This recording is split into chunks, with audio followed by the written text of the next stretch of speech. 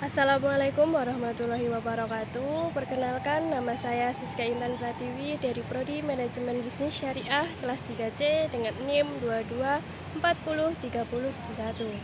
Video ini saya buat untuk memenuhi tugas ujian akhir semester dari mata kuliah Metodologi Studi Islam yang diampu oleh Bapak Ali Nurrafiq STHI MAG. Untuk yang pertama yaitu adalah mengenai ruang lingkup studi Islam yang memiliki 9 pembahasan, yaitu bidang agama, ibadah, akidah, ilmu dan kebudayaan, pendidikan, sosial, ekonomi, kesehatan, dan bidang politik. Di dalam bidang agama, Islam dengan tegas mengakui hak agama lain, kecuali yang berdasarkan paganisme dan syirik. Kemudian pengakuan akan hak agama-agama lain dengan sendirinya merupakan dasar paham kemajemukan sosial budaya dan agama. Sebagai ketetapan Tuhan yang tidak berubah-ubah, ibadah dapat diartikan sebagai upaya mendekatkan diri kepada Allah dengan menaati segala perintahnya, menjauhi segala larangannya, dan mengamalkan segala yang diizinkannya. Ibadah ada yang bersifat khusus dan umum. Ibadah khusus dapat diartikan sebagai apa yang telah diciptakan Allah akan perinci-perincinya, tingkat dan cara-cara tertentu. Akidah berasal dari bahasa Arab al-aqlu yang artinya ikatan atau sangkutan atau menyimpulkan sesuatu. Sedangkan secara terminologis, akidah berarti kepercayaan, keyakinan atau keimanan yang mantap dan tidak mudah terurai oleh pengaruh manapun, baik dari dalam maupun dari diri luar seorang. Ucapan dengan lisan dapat bentuk dua kalimat syahadat, yaitu menyatakan tidak ada Tuhan selain Allah dan bahwa Nabi Muhammad sebagai utusannya. Islam memandang bahwa pendidikan adalah hak bagi setiap orang, laki-laki ataupun perempuan, dan berlangsung sepanjang hayat. Dalam bidang pendidikan, Islam memiliki rumusan yang jelas dalam bidang tujuan, kurikulum, guru, metode, sarana, dan lain sebagainya. Semua aspek yang berkaitan dengan pendidikan ini dapat dipahami dari kandungan surat Al-Alaq. Ajaran Islam di bidang sosial ini termasuk yang paling menonjol karena seluruh bidang ajaran Islam sebagaimana telah disebutkan di atas pada akhir ditunjukkan untuk kesejahteraan manusia. Namun khusus dalam bidang sosial ini, Islam menjunjung tinggi tolong-menolong, saling menasihati tentang hak dan kesabaran, kesetia kawanan, egaliter atau kesamaan derajat, tenggang rasa dan kebersamaan. Ajaran Islam di bidang sosial ini termasuk yang paling menonjol. Karena seluruh bidang ajaran Islam sebagaimana telah disebutkan di atas pada akhirnya ditunjukkan untuk kesejahteraan manusia. Namun khusus dalam bidang sosial ini, Islam menjunjung tinggi tolong-menolong, saling menasihati tentang hak dan kesabaran, kesetia kawanan, egaliter atau kesamaan derajat, tenggang rasa dan kebersamaan. Bidang kehidupan ekonomi, karakteristik ajaran Islam selanjutnya dapat dipahami dalam konsepsinya dalam bidang kehidupan. Islam memandang bahwa kehidupan yang harus dilakukan manusia adalah hidup yang seimbang dan tidak terpisahkan antara urusan dunia dan akhirat. Ajaran Islam tentang kesehatan berpedoman pada prinsip pencegahan lebih diutamakan daripada penyembuhan. Dalam bahasa Arab, prinsip ini berbunyi al-wiqayah khair min al-izad. Berkenaan dengan konteks kesehatan ini dikemukakan sebagai banyak petunjuk kitab suci dan sunnah Nabi SAW yang pada dasarnya mengarah pada upaya pencegahan. Untuk menuju kepada upaya pencegahan tersebut, maka Islam menekankan segi kebersihan lahir dan batin. Studi Islam dalam bidang politik mencakup berbagai aspek yang berkaitan dengan hubungan antara agama Islam dan politik. Ini juga terdapat di dalam surat Al-Maidah ayat 8 dengan isyarat perintah adil dan jujur. Kemudian dalam surah An-Nisa ayat 59 terdapat perintah menaati ulil amri yang mana berkaitan termasuk penguasa di bidang politik, pemerintah, dan negara yang harusnya adil dan jujur. Selanjutnya adalah mengenai metode memahami sumber ajaran Islam yang memiliki 5 pembahasan, yaitu metodologi ilmu tafsir, ilmu hadis, ilmu fikih dan usul fikih, ilmu akhlak dan tasawuf, dan ilmu filsafat dan teologi. Untuk yang pertama adalah ilmu tafsir. Ilmu tafsir adalah ilmu yang membahas pemahaman dan penjelasan terhadap Al-Quran, termasuk nuzul Al-Quran, hukum-hukum yang terkandung di dalamnya, serta makna-makna serta hikmah yang terkandung dalam ayat-ayat Allah yang diturunkan kepada Nabi Muhammad SAW.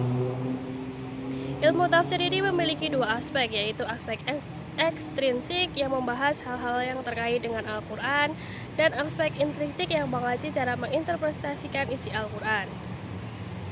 Tafsir juga dapat dipandang sebagai ilmu dan metode yang merumuskan aspek-aspek terkait seperti asbab an-nuzul, muhkam, mutasyabih, nasik, dan mansukh, serta petunjuk-petunjuk hukum dalam Al-Quran.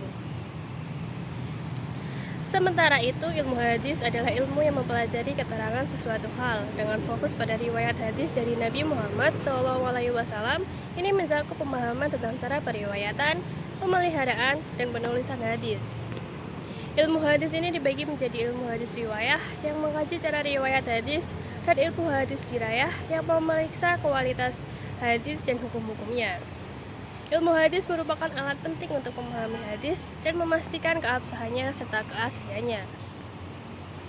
Selain itu, ilmu fikih adalah ilmu yang mengkaji hukum-hukum syariah dan bagaimana mengambil dedukasi hukum dari sumber-sumber hukum Islam.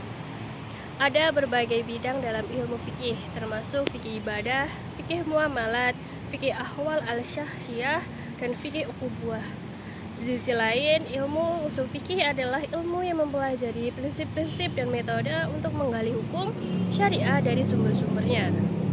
Ini melibatkan pemahaman tentang sumber-sumber hukum, ijtihad, hukum syariah, dan cara menyelesaikan konflik hukum.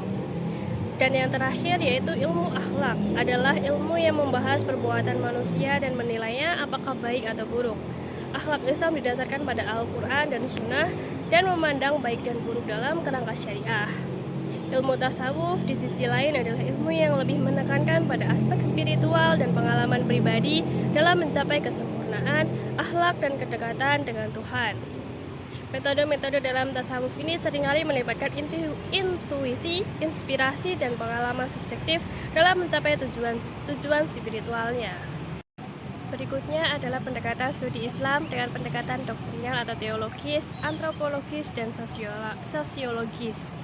Pendekatan doktrinal secara konvensional merupakan pendekatan studi di kalangan umat Islam yang berlangsung adalah bahwa agama Islam sebagai objek studi yang diyakini sebagai sesuatu yang suci dan merupakan doktrin-doktrin yang berasal dari ilahi yang mempunyai nilai atau kebenaran absolut, mutlak, dan universal.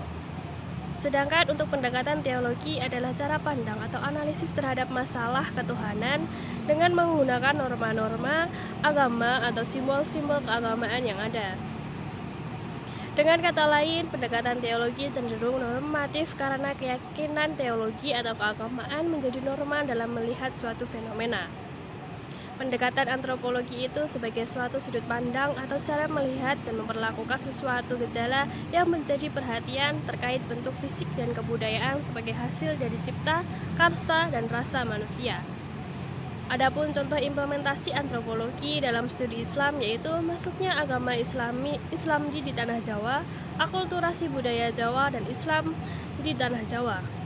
Mengambil bentuk dialogis, berbeda dengan akulturasi Islam dengan budaya Melayu yang mengambil bentuk integratif. Islam dihadapkan pada resistensi budaya lokal sehingga ketegangan dan konflik Islam versus kejaban menjadi ciri utama perkembangan Islam di Jawa, terutama pada abad ke-19 atau masa kolonial. Sebagai sebuah pendekatan, sosiologi digunakan untuk memahami studi keislaman yang berkaitan dengan permasalahan-permasalahan sosial. Pendekatan sosiologis dalam studi agama berfokus kepada masyarakat yang memahami dan mempraktekkan agama, bagaimana pengaruh masyarakat terhadap agama dan pengaruh agama terhadap masyarakat. Sebagai contoh mengenai wanita Islam dalam kontekstual adalah munculnya rasa takut dan berdosa bagi kaum wanita bila ingin menggugat dan menolak penafsiran atas diri mereka yang tidaklah disubordinasikan dari kaum laki-laki, tetapi juga dilecehkan hak dan martabatnya. Akibatnya secara sosiologis mereka terpaksa menerima kenyataan-kenyataan diskriminatif bahwa lelaki serba lebih dari perempuan. Setelah itu ada pula mengenai pendekatan studi Islam dengan pendekatan historis, filosofis, psikologis, dan budaya. Apa sih yang dimaksud dengan pendekatan historis, psikologis, dan budaya itu? Pendekatan historis adalah usaha sadar dan sistematis untuk mengetahui dan memahami serta membahas secara mendalam tentang seluk-beluk atau hal-hal yang berhubungan dengan agama Islam, baik berhubungan dengan ajaran, sejarah maupun praktik-praktik pelaksanaannya secara nyata dalam kehidupan sehari-hari. Contoh penerapan pendekatan historis pada studi Islam salah satunya yaitu fenomena orang mabuk sholat, yang mana terdapat landasan normatif dalam Al-Quran, janganlah kamu mendekati salat sedang kamu mabuk. Pendekatan filosofis dalam kajian Islam berusaha untuk sampai kepada kesimpulan-kesimpulan yang universal dengan meneliti dari akar permasalahannya. Metode ini bersifat mendasar dengan cara radikal dan integral karena memperbincangkan sesuatu dari segi esensi dan hakikat sesuatu. Adapun contoh penerapan pendekatan filosofis pada studi Islam, misalnya agama Islam mengajarkan agar umat Islam sholat secara berjamaah. Pendekatan psikologis adalah pendekatan yang memfokuskan pencarian terhadap masalah kejiwaan manusia. Adapun contoh dari studi Islam yang dapat didekati dengan pendekatan psikologis dapat dilihat dalam ritual manusia dalam agama yang diyakininya. Pendekatan kebudayaan dalam studi agama Islam sangat diperlukan sebagai alat metodologi untuk memahami corak keagamaan yang dipunyai oleh sebuah masyarakat dan pada warganya untuk dapat mengarahkan dan menambah keyakinan agama yang dipunyai oleh warga masyarakat. Contoh dari pendekatan budaya ini adalah adanya masjid-masjid tua yang kemudian diperbaiki dengan ditambah konstruksi baru atau mengganti tiang-tiang kayu dengan tiang batu atau beton, lantai baru dengan ubin, dan dinding sekat dengan tembok kayu. Untuk berikutnya adalah Islam dan gagasan universal yang terdiri dari Islam dan globalisasi, modernasi dan puritanisme, gerakan fundamental dan radikalisme Islam, Islam eksklusif dan inklusif, serta islamisasi sains dan pluralisme agama. Islam dan globalisasi memiliki keterkaitan yang rumit dalam menghadapi dinamika zaman. Islam sebagai agama yang mencakup segala aspek kehidupan, memberikan pedoman dan prinsip-prinsip yang relevan untuk umatnya. Pemahaman Islam tentang Rabbaniyah, Insaniyah, dan Al-Wasatiyah menciptakan landasan bagi umat muslim dalam menghadapi tantangan globalisasi. Sementara itu, globalisasi menciptakan keterhubungan yang erat antar bangsa, mengubah pola interaksi, perdagangan, dan aliran informasi. Dalam konteks ini, umat Islam dihadapkan pada tantangan untuk menjaga nilai-nilai dan identitas mereka di tengah pengaruh globalisasi yang beragam. Respon umat Islam terhadap globalisasi perlu mencerminkan keseimbangan antara penerimaan dan penolakan dengan bijak, serta kemampuan untuk memahami perubahan zaman tanpa mengorbankan prinsip-prinsip fundamental Islam. Polarisasi dalam pemikiran dan praktik umat Islam terkait modernisme dan puritanisme mencerminkan upaya adaptasi terhadap perubahan zaman. Modernisme menawarkan jalan pembaharuan dan penyesuaian dengan perkembangan sosial dan ilmiah, sementara puritanisme menekankan pada interpretasi tekstual yang ketat. Perkembangan ini menciptakan dinamika dalam memahami dan menjalankan ajaran Islam.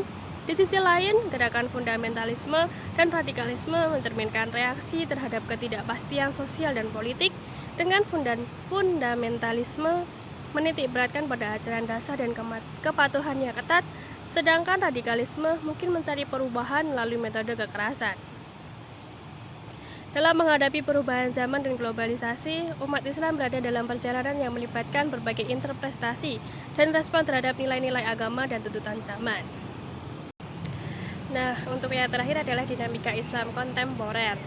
Dalam mengkaji dinamika Islam kontemporer, terlihat bahwa umat Islam dihadapkan pada berbagai perubahan dan tantangan yang berkaitan dengan konteks zaman modern. Proses reinterpretasi ajaran Islam, pengaruh teknologi dan globalisasi, serta respon terhadap dinamika sosial, politik, dan ekonomi memainkan peran sentral dalam membentuk wajah Islam saat ini. Berbagai pandangan dan interpretasi yang muncul mencerminkan keragaman pemahaman dan adaptasi umat Islam terhadap kompleksitas perubahan zaman, menggambarkan sebuah Islam yang dinamis dan responsif terhadap tuntutan masa kini. Dalam menghadapi berbagai realitas global, umat Islam menemui ruang untuk menyelaraskan nilai-nilai inti agama dengan prinsip-prinsip kemajuan dan toleransi. Kesimpulannya, dinamika Islam kontemporer mencirikan usaha umat Islam dalam menjawab tantangan zaman, menjaga keaslian ajaran prinsip, dan tetap relevan dalam kerangka perubahan dunia yang terus berubah. Nah, itu tadi penjelasan pembahasan dari saya. Kurang lebihnya mohon maaf. Wassalamualaikum warahmatullahi wabarakatuh.